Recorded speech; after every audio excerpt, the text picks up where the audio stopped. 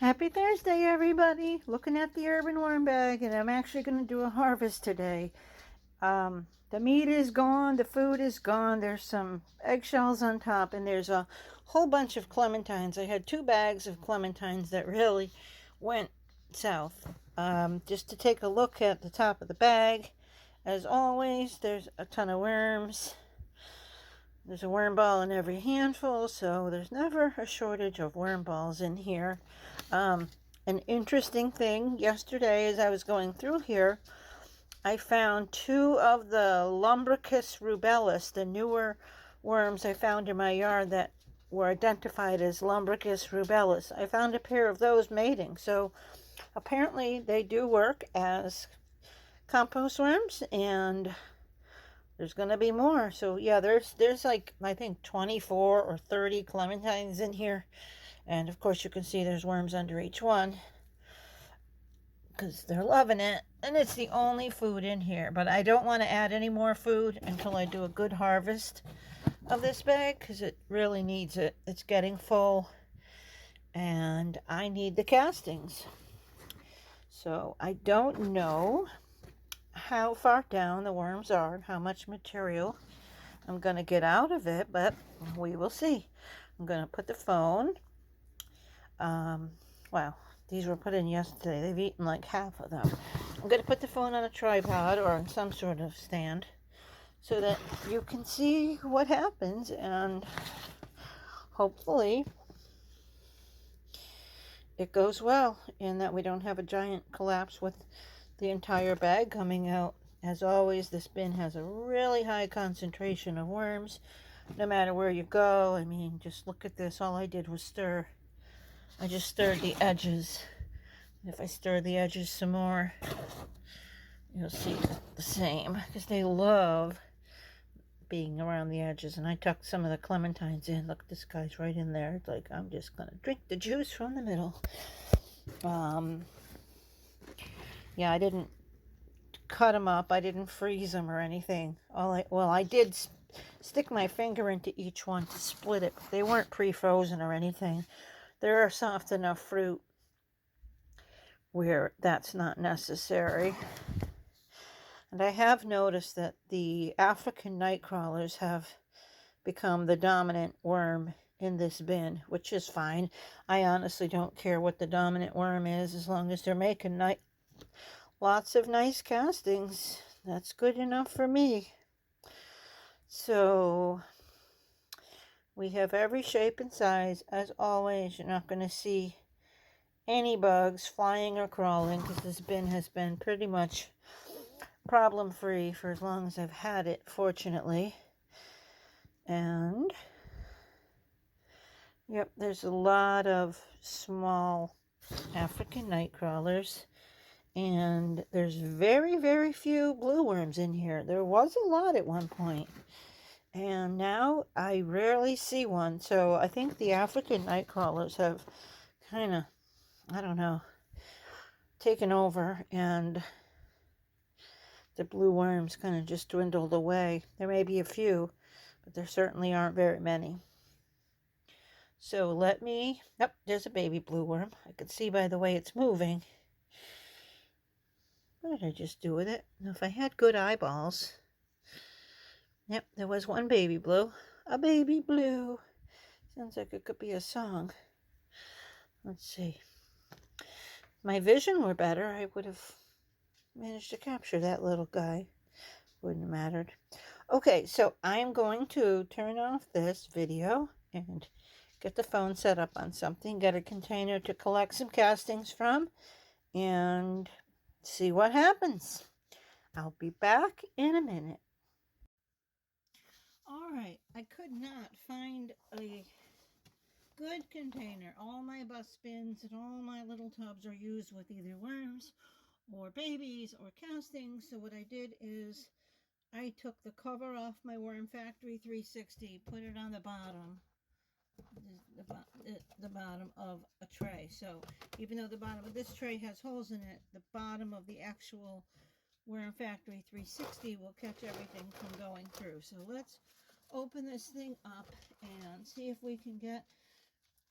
There are worms in the garden underground. There are worms, and they've made a little town. And they wriggle and they giggle and they help the garden grow. When the rain comes down, they come up to say hello. There are worms in the garden underground. All right, guys, so I harvested the bottom. I'll show you the results in a minute, but first I wanted to show you the top.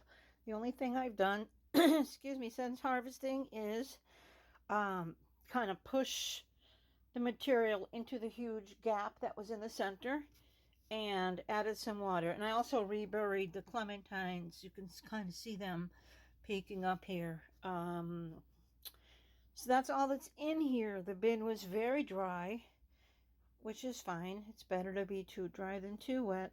There's no other food other than the clementines. Now I put 2 bags in here. I'm going to say it was 4 or 5 days ago. And there were 24 clementines, that I remember. There were 12 in each bag. And what I found is maybe the equivalent of a total of 6 clementines, little pieces of each one. And they really went crazy on these. And what's really interesting is the worms, the Lumbricus rubellus, and I don't know the common name, I only know that so far. There was one in every clementine. I have maybe about 20 of those in here now. As I have found them, I have put them in my bin. And they're turning out to be pretty successful in here. So let me go ahead and grab the contents and go over that with you. Oh, before I do, I want to say for a feeding, they're getting yard weeds. I was outside yesterday and picked a bunch of dandelions and just different, like broadleaf plantain, narrowleaf plantain, some yarrow, and I put them in a bag and put them in the freezer. So they're going to be like greens, like you would feed spinach or lettuce or anything else. And that's what is going to be going in here. There's not a whole ton of it, but I'm really low on food from my own house, and I'm really high on yard weeds. So to them, a green is a green, and that's what is going to go in here. Here's the material that I pulled out. It doesn't look like a lot in volume. It is one of these, but I would say it's somewhere between 25 and 30 pounds in weight. It's very dense. I'm not seeing a lot of cocoons, and I expected that because the population of the urban worm bag is so incredibly dense right now that the worms reach their threshold. They know what the space and the food can support, and there comes a point where they stop breeding, and that's okay. You know, as some naturally die off or whatever, if I make a mistake and mess things up and cause worms to die, they will reproduce again. Now I say that right as there's a cocoon here. I think, well, oh, there it is right here. So there are some. They're not totally not breeding. They're just not as plentiful as I'm used to seeing in my other bins. But again, you know, worms are smart. They're at their capacity. Now here you can see some of the worms that came through. And I would estimate in here there's probably about 30 worms. You know, they've already clumped together, of course. All right, I'm trying to stop saying and I'm very happy with the quality. I don't think my phone does a great job with color. These castings are really, really dark, and I can see through the lens and see what I see outside of the lens. They look much more brown through the camera, and I'm not great with filters or any of that, so I don't know how to fudge that to make it look real. But okay, here's another one of these green balls, and somebody once before said they're like calcified worm eggs or something. There may be a different word, but I thought it was from when I replanted my son's plant. I did it over the urban worm bag, thinking that, you know, if any of the old potting soil fell in, it wouldn't be bad. And then I found out he had purchased a bagged potting mix previously, and it had these little green fertilizer balls in it. But There's been too many for it to be that. And somebody said that they can be either green or copper colored. Like if the cocoons fail, the word may not be calcified, but there's a word. And let me know if you know what the heck I'm talking about or if I'm just insane. Well, I am insane, but insane on that part. So yeah, nope, not and just a stick, some of the many things I give them. There may be more worms in here than I thought. Now yesterday I stirred the bag really, really, really thoroughly, right through to the bottom. And in hindsight, I probably should have thought about the fact that I was going to harvest before I did that, because there's no way with a bin this big and as many worms as there are that they could have made their way back to the top. So I did expect a lot of worms to be in the bottom material, and that's not a problem. As I sift this through and sort this through, I'll pull them out and put them back in. I did that. I did that yesterday because I was looking for the pork chop bone, and let me tell you, it is gone. I wanted to show you an update of how porous or how soft the pork chop bone is now, and there is no pork chop bone. Oh, there's another cocoon there. So yeah, they're still breeding. They're not breeding crazy because the bin is really populated. And that's okay. I don't need new worms. Wait, is that the same cocoon or another? Well, I don't know. I don't need baby worms if there's enough worms. And who better to decide overcrowding conditions than the residents, right? So if they think that there's enough or too many in there, they're going to stop breeding. And I believe it's based on food and space. And because I've done some feeding experiments, they've gone times with very little or no food. So that could be one thing that said, "Hey, she's only feeding us a pork chop. We're not raising our kids in this condition." Yeah, these castings are very, very, very black. I wish you could see this. Just it's always so impressive to pull out castings and see how black they are. Even if you can't see the color, I know that you all are experienced and know what they really look like.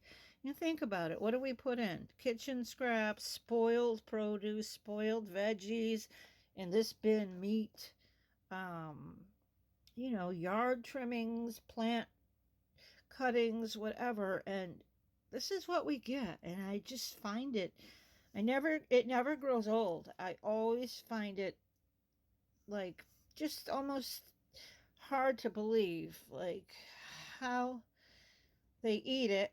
This is their poop, and it is amazing. So that's what we have, and I'm going to go through it.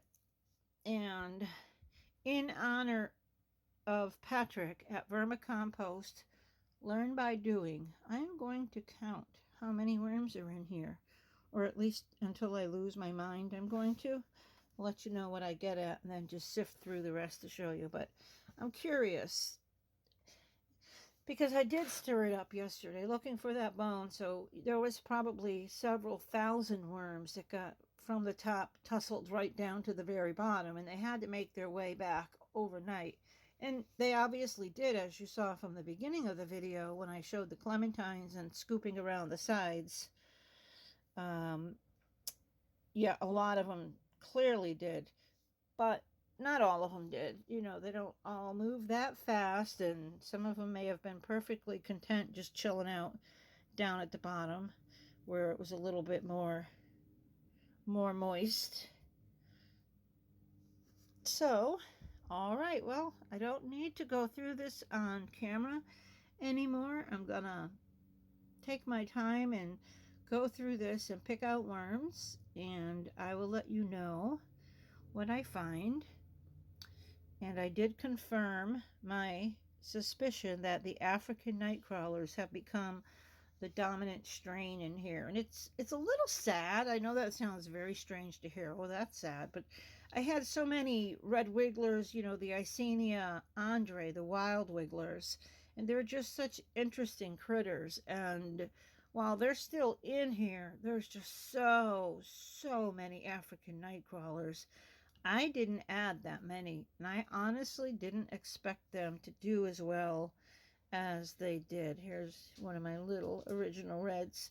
Um, they exploded in population in here. In a matter of 3 months, they probably at least tripled or more their population. I think more so.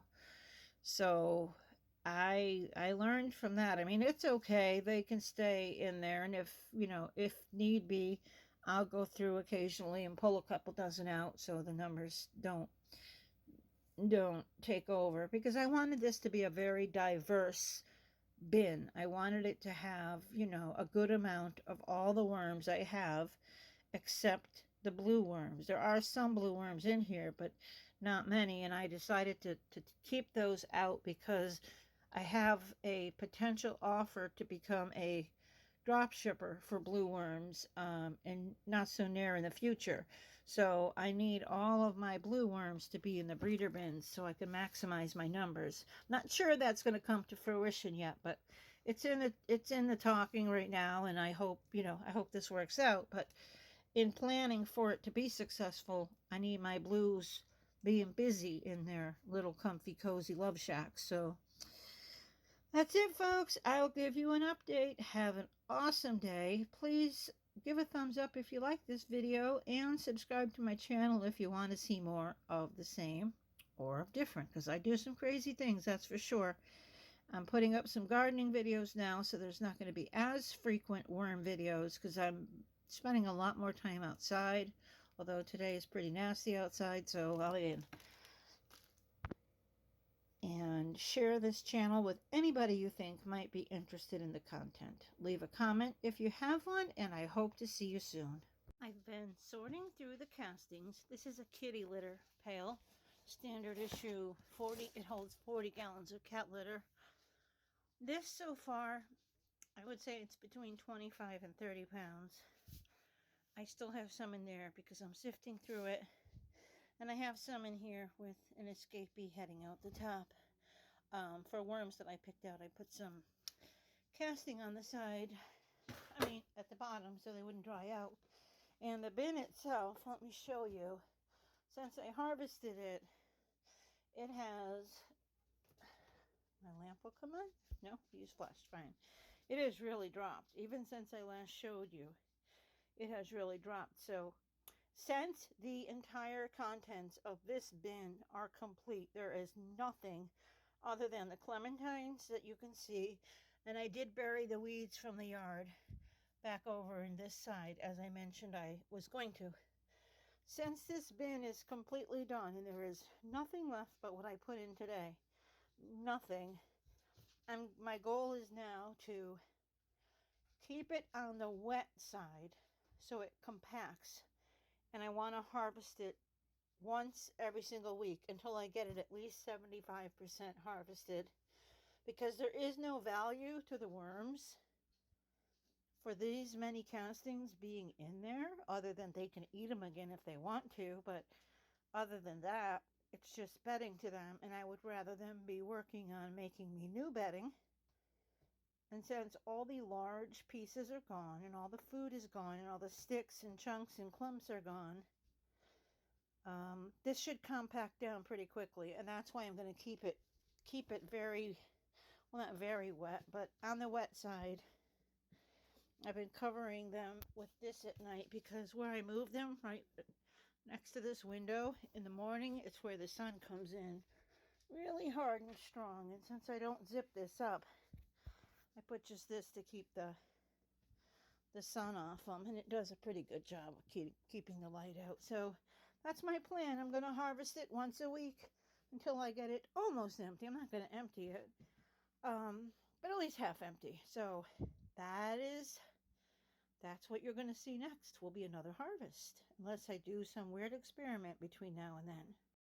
I wanted to go further on the green balls that I found in the bin. They are cocoons, And while I haven't found the name for it, I found a few references for it online.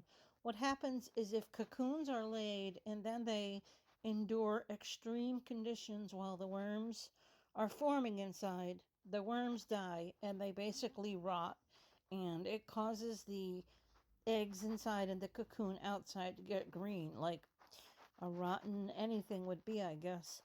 What I think happened is when I put the pork chop in, the bin got very hot. Up to, at one point, it got up to 110 degrees. And you can look back at the playlist in any of the videos, you'll see the thermometer in there after the first one. And it stayed at that temperature for, 10 days or so.